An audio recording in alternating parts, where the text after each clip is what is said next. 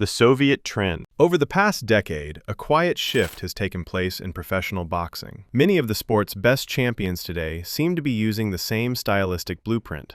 You can see it in Alexander Usyk's heavyweight title run. Dmitry Bivol uses it in all his fights. The fighters may look different, but the underlying system feels identical, which raises a question. Where did this approach come from? The answer traces back to a boxing style that was developed decades earlier inside the Soviet amateur system. Boxing inside the Soviet Union. For most of the 20th century, professional boxing did not exist inside the Soviet Union. After the Russian Revolution, prize fighting was banned, and the sport developed entirely within an amateur system controlled by the state. Instead of private gyms and professional promoters, boxing was organized through large athletic societies such as Dynamo, CSKA, and Spartak. These organizations operated sports schools across the Soviet republics and recruited young athletes into structured training programs. A boxer entering this system would usually begin training as a teenager and then progress through a series of amateur tournaments. Fighters competed in city championships, regional tournaments, and eventually the USSR national championships, which became one of the biggest in the world. International amateur competition was extremely important to the Soviet sports system. Olympic success was treated as proof that the country's athletic programs were working, and boxing became one of the sports where the Soviet Union invested heavily in coaching, facilities, and athlete development. As a result, Soviet fighters often accumulated large amateur records. Many competed in hundreds of bouts before reaching the highest levels of international competition. The system also emphasized consistency. Coaches across the country taught similar technical ideas, and fighters who advanced through national tournaments were brought together at centralized training camps. There, they trained under leading coaches and prepared for major international events. Over time, this environment started to produce a specific approach to boxing. The results of that system would soon become visible in international amateur boxing. Amateur dominance. By the middle of the 20th century, the Soviet boxing system began producing clear results on the international stage. The Soviet Union first entered Olympic boxing in 1952, and within a few years it had established itself as one of the strongest programs in the world. Fighters developed inside the Soviet system were appearing regularly in Olympic finals and world championship bouts. At the 1956 Melbourne Olympics, Soviet fighters won 3 gold medals, signaling the arrival of a new power in amateur boxing. 4 years later, at the 1960 Rome Olympics, the Soviet team finished first in the boxing medal standings. One of the most successful was Boris Lagutin, who won Olympic gold medals in 1964 and 1968. Lagutin built his success on disciplined positioning and careful control of distance, qualities that became common among fighters trained in the Soviet system. Another standout was Valery Popinchenko, the 1964 Olympic middleweight champion. Popinchenko was known for his technical precision and composure inside the ring. The system continued producing champions in later generations as well. Vyacheslav Lemeshev, for example, won the middleweight gold medal at the 1972 Munich Olympics. These fighters did not all box in identical ways, but many shared recognizable habits. They stayed balanced, controlled distance carefully, and avoided reckless exchanges. Because professional boxing remained largely inaccessible inside the Soviet Union, these fighters spent their careers competing in amateur tournaments. For decades, the Soviet Union remained one of the dominant forces in amateur boxing, but almost none of those fighters entered the professional ranks. That would begin to change after the collapse of the Soviet Union in the early 1990s. The Soviet collapse. For decades, the Soviet amateur system produced some of the best fighters in the world, but professional boxing was not part of the system. That situation changed suddenly in 1991 when the Soviet Union collapsed. The breakup of the country triggered a major economic and political transformation across the former Soviet republics. State institutions that had supported athletics, including the national sports system, began losing funding. Many of the programs that had trained generations of Olympic athletes were forced to shrink or reorganize. For boxers who had spent their careers competing in amateur tournaments, the idea of fighting professionally started to look more realistic. At the same time, the global boxing industry was expanding. Promoters and trainers in Europe and the United States began paying closer attention to fighters from Eastern Europe and the former Soviet republics. For many of them, Professional boxing offered financial opportunities that the collapsing state sports system could no longer provide.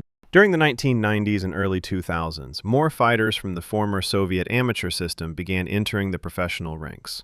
Some relocated to Western Europe or the United States to train and compete, while others built professional careers closer to home. For the first time, the style that had dominated Olympic boxing for decades began appearing regularly in professional championship fights. The first wave. As fighters from the former Soviet republics began entering professional boxing during the 1990s and early 2000s, a new pattern started to emerge inside the sport. Many of these boxers arrived with a deep amateur background. Some had competed in 200 or even 300 amateur bouts before ever fighting professionally. That level of experience meant they entered the professional ranks with a technical foundation that was already highly developed. One of the best early examples was Vladimir Klitschko.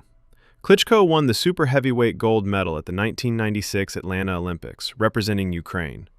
When he turned professional later that year, he brought with him many of the habits developed in the Soviet amateur system: careful distance control, disciplined positioning, and a heavy reliance on the jab. Over time, Klitschko rose through the heavyweight division and eventually held multiple world titles.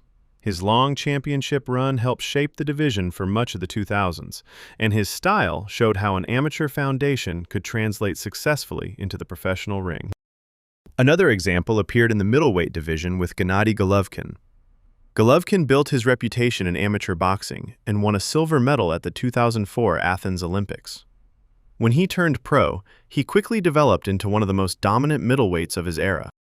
The light heavyweight division had another example with Sergey Kovalev, who captured the WBO title in 2013 and later unified multiple belts. By the early 2000s, the transition from amateur success to professional dominance became even more visible with fighters such as Vasily Lomachenko. Lomachenko won Olympic gold medals in 2008 and 2012 before turning pro in 2013, bringing many of the technical details of the Soviet style directly into his fights. Next, we will dive into what the system actually is. What the Soviet style actually is. At its core, the Soviet boxing system focuses on controlling distance and deciding when exchanges occur. Instead of allowing an opponent to pressure forward and force chaotic fights, the boxer manages the range of the engagement and determines when the action begins. One of the main tools for doing this is the lead hand. In many boxing traditions, the jab is mainly used to start combinations or score points. In the Soviet approach, it functions as a constant tool of control. The lead hand measures distance, interrupts forward movement, and occupies the opponent's guard before a real attack is launched. You can see this in Gennady Golovkin's fights, where the jab appears repeatedly as he controls the distance of the engagement. Opponents trying to step into range often have to deal with the lead hand first, which slows their offense and allows Golovkin to dictate the exchange. Foot positioning also plays a major role.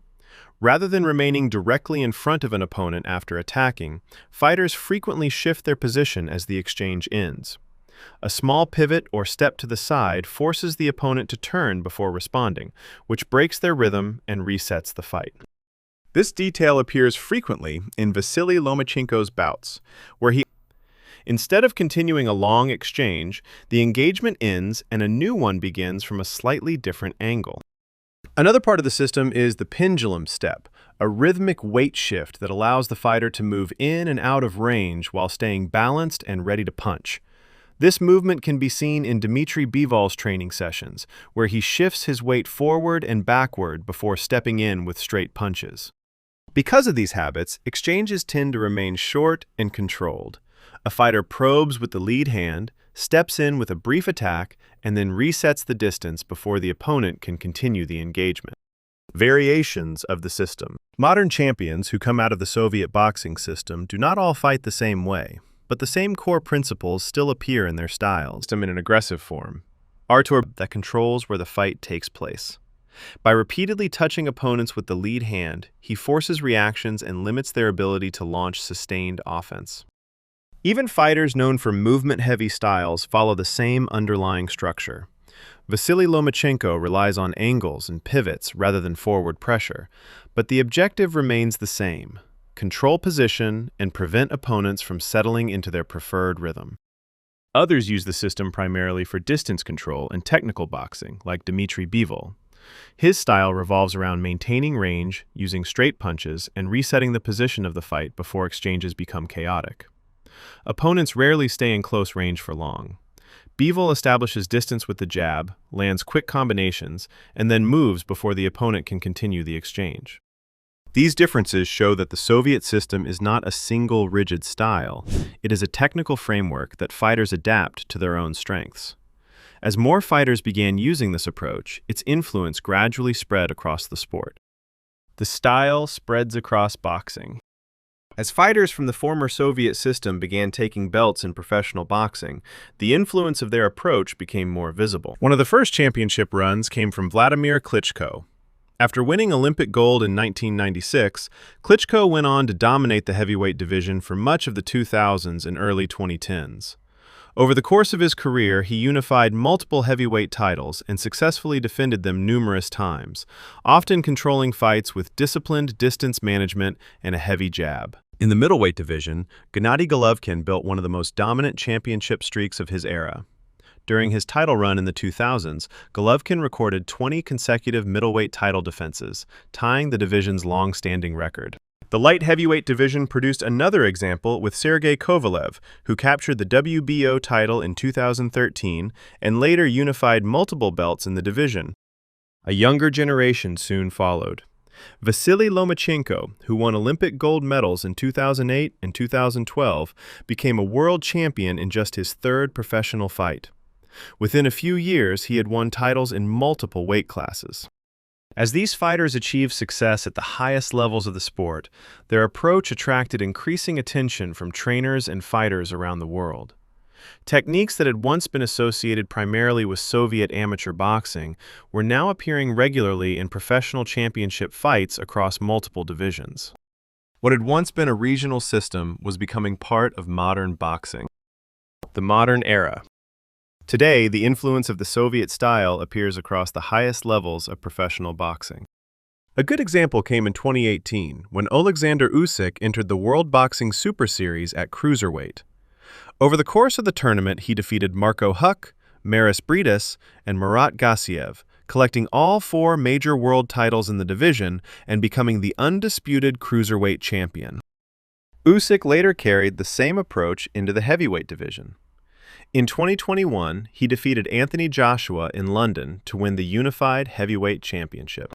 In 2022, Dmitry Bivol defeated Canelo Alvarez, one of the most accomplished fighters of his era.